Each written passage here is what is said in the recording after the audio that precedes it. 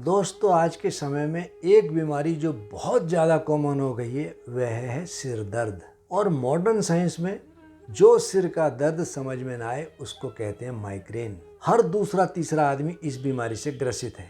आयुर्वेद में माइग्रेन का असली अर्थ है आधा शीशी का दर्द, आधे सिर में दर्द होना। और एक है आधा शीशी के दर्द में जब सूरज निकलता है तो सिर का दर्द बढ़ता है, सूरज ढलता है तो सिर का दर्द भी कम हो जाता है। लेकिन सिर के दर्द के 8-9 कारण हैं। एक, हमारी आईसाइट वीक होना। दूसरा, जो लोग बहुत ज़्यादा लेट के टीवी देखते हों, लेट कर मोबाइल देखते हों, मोटा तकिया हो या उनका गद्दा बहुत सॉफ्ट हो, कंप्यूटर पर बहुत ज़्यादा लैपटॉप पर काम करते हों, उनको बीमारी उभरती है सर्वाइकल स्पॉन्डिलाइटिस। या बहुत ज़्यादा खाट पर सोने पर भी यह बीमारी बहुत तेज़ी से बढ़ती है। और सर्वाइकल स्पॉन्डिलाइटिस में भी सिर का दर्द बहुत भयंकर होता है। इसके और भी बहुत से कारण हैं, जैसे साइनस की दिक्कत होना, किसी को बहुत जुखाम होना, हमारी आईसाइट बहुत ज़्यादा वीक होना, सिर की नसें कमज़ोर होना, बहुत ज़्यादा ब्लड प्रेशर हाई होना, बहुत कब्ज़ होना, बहुत ज़्यादा गैस बनना, और सबसे बड़ा जो कारण आज के समय में आ रहा है तनाव। तनाव से भी सिर का दर्द बहुत तेजी से बढ़ता है। दोस्तों, अक्सर तनाव के लिए मैं कहता हूँ, चिंता से चतुराई घटे, घटे रूप और ज्ञान, चिंता बड़ी अभागनी, चिंता चिता समान, तुलसी भरोसे राम के, निर्भय होके सोए, अनहोनी होनी नहीं, होनी होके होए। हम बहुत ज़्यादा तनाव पा लेते हैं तो अक्सर हमारे माइंड के केमिकल डिसबैलेंस हो जाते हैं। और डिप्रेशन में जब आदमी आता है तो उसको किसी काम की इच्छा नहीं होती, किसी काम में मन नहीं लगता और अक्सर सिर का दर्द बना रहता है। तुलसीदास जी के साथ साथ यही बात कबीरदास जी ने भी कही, चिंता से चतुराई घटे, दुख से घटे शरीर, लोभ किए से धन घटे, कह गए दास कबीर। तो हमको अपना कर्म करना चाहिए, हमको बिना मतलब की इस प्रकार की बातों से बचना चाहिए। और माइग्रेन जब आदमी को उठता है, बहुत तेज़ी से सिर में दर्द होता है, किसी काम में मन नहीं लगता, सबसे पहले हमको यह कारण सोचना चाहिए कि माइग्रेन या सिर का दर्द क्यों हो रहा है और उस कारण का हमको निवारण करना चाहिए। आयुर्वेद में कहा है, सर्वे रोग मलाशरा, सब बीमारियों की जड़ पेट है। यदि हमारा पेट साफ रहेगा तो हमारी आधी बीमारियां वैसे ही दूर हो जाती हैं। अक्सर लोग माइग्रेन में कई कई साल तक मॉडर्न मेडिसिन लेते हैं और उनको कोई लाभ नहीं मिलता। मैं आपको छोटे छोटे कुछ प्रयोग बता रहा हूँ, आप उन प्रयोगों को करके देखेंगे तो निश्चित रूप से आपको लाभ मिलेगा। आयुर्वेद का एक बहुत ही प्रसिद्ध क्वाथ है पथ्यादि क्वाथ, और ऐसा कोई व्यक्ति मैंने अपनी लाइफ में नहीं देखा जो इस क्वाथ के नियमित सेवन से उसका माइग्रेन दूर ना हो। और पथ्यादि क्वाथ के लिए कहा भी है, त्रिफला हल्दी गिलोय ले किरात, गुड़ घोल के पाई ये सर्व शीश हो जात। यदि हम त्रिफला, गिलोय, किरात यानी कि चिरायता, हल्दी और गुड़, इन सब को पका करके यदि हम प्रातःकाल इसको सेवन करें तो माइग्रेन से हमको धीरे धीरे मुक्ति मिलने लगती है। आयुर्वेद की एक बहुत ही प्रसिद्ध और सस्ती दवा है गोदंती भस्म।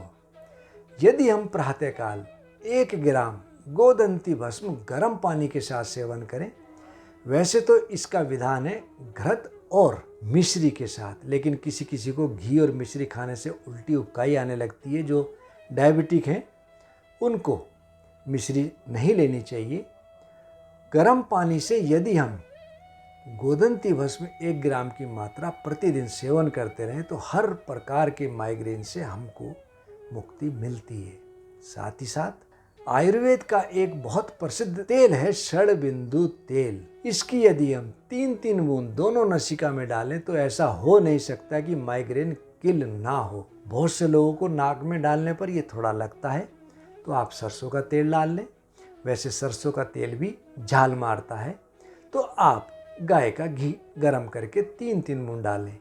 लेकिन इसमें सबसे अच्छा षड़बिंदु तेल है। आप इस प्रयोग को नियमित रूप से करेंगे तो आपको निश्चित रूप से लाभ मिलेगा। पथ्यादि क्वाथ का मुख्य घटक एक त्रिफला भी है। त्रिफला होने से हमको कोष्ठ शुद्धि पेट की शुद्धि तो होती है, गैस इत्यादि भी नहीं बनती। आयुर्वेद का सबसे प्रसिद्ध चूर्ण हमारा त्रिफला चूर्ण, जिसके लिए कहा भी है, हरड़ बहेड़ा आंवला चौथी नीम गिलोय, पंचम मिश्री डालिए निर्मल काया होए। त्रिफला नीम पर चली हुई गिलोय और मिश्री यदि हम पका के सेवन करें तो हमारी बॉडी डिटॉक्स होती है, हमारे लीवर फंक्शन एक्टिवेट होते ही हैं। और माइग्रेन में सबसे पहले हमको चिंता से मुक्ति पानी चाहिए और कोष्ठ शुद्धि हमारी रहे, हमको विशेष तौर पर देखना चाहिए। जिस कारण से हमारी बीमारी बनती है उस कारण से हमको नितांत बचना चाहिए। जैसे किसी को जुखाम के कारण ये दिक्कत है तो नियमित रूप से वह भाप लेता रहे। जिसको बीपी के कारण दिक्कत है तो बीपी की दवाई ले ले। हमारी अपनी आदर्श फार्मेसी की बनी हुई हमारे दादाजी द्वारा निर्मित मुक्तावटी की 1-1 या 2-2 गोली नियमित रूप से सेवन करें। तीसरा, यदि किसी व्यक्ति की आई साइड वीक है तो अपने आँखों का इलाज कराए, चश्मा पहने। हमको उस कारण से निश्चित रूप से बचना चाहिए जिस कारण से ये दिक्कत बन रही है। और यदि किसी व्यक्ति को सर्वाइकल स्पॉन्डिलाइटिस के कारण माइग्रेन या सिर में दर्द हो रहा है तो वह 2-2 गोली यदि मनोहर बूंद रामफलवटी की सेवन करता रहे तो उसको माइग्रेन भी और सर्वाइकल भी, हर प्रकार के वात रोग में जो भी दर्द हो, 80 प्रकार के हमारे वात रोग हैं, सर्वाइकल हो, सियाटिका हो, माइग्रेन हो, मिनमिनाहटपन हो, पार्किंसन हो जिसको कंपवात कहते हैं, आँख फड़कती हो, बहरापन हो, हम मनोहर बूंद रामफलवटी की 2-2 गोली अगर नियमित रूप से सेवन करते रहें, हर प्रकार के वात रोग के साथ साथ उस प्रकार के दर्द से हमको मुक्ति मिलती है। दोस्तों, एक आपने देखा होगा, पान पहले लोग बहुत खाते थे। यदि बहुत ज़्यादा प्रचंड वेग में माइग्रेन हो रहा हो तो आप एक पान का पत्ता ले लें, उस पर इतना पीपरमेंट डाल दें, नीचे से माचिस की तिल्ली जलाकर आग लगाएं और पत्ते को हिलाते रहें। आप देखेंगे कि 4-5 सेकंड में ही वह पीपरमेंट पिघल जाता है। उस पिघले हुए पीपरमेंट को यदि हम कनपटी पर और नसिका पर लगाएं तो 2-3 मिनट के अंदर ही हमारा माइग्रेन का वेग या सिर के दर्द का वेग एकदम से शांत पड़ जाता है। एक आता है भीमसेनी कपूर। यदि हम 2 रत्ती, जिसको कहते हैं 250 मिलीग्राम, यदि हम प्रातःकाल किसी बहुत अच्छे गाय के दूध के पेड़े के अंदर रखकर खा लें तब भी हमको माइग्रेन से बहुत लाभ मिलता है।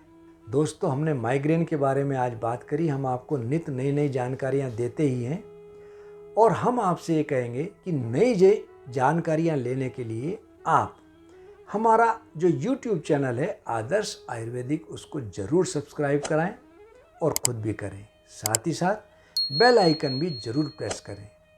और जो दूसरे सोशल मीडिया हैं, लिंक्डइन, फेसबुक, ट्विटर, इंस्टाग्राम, जो कि आदर्श आयुर्वेदिक फार्मेसी के नाम से हैं, आप उनको भी ज़रूर फॉलो करें। मैं आपसे ऑनलाइन और ऑफलाइन हर समय उपलब्ध रहता हूं। आप कभी भी निसंकोच मेरे से मिल सकते हैं या बात कर सकते हैं। डिस्क्रिप्शन में नीचे हमारे नंबर चलते ही रहते हैं, आप उन नंबर पर संपर्क करें। धन्यवाद।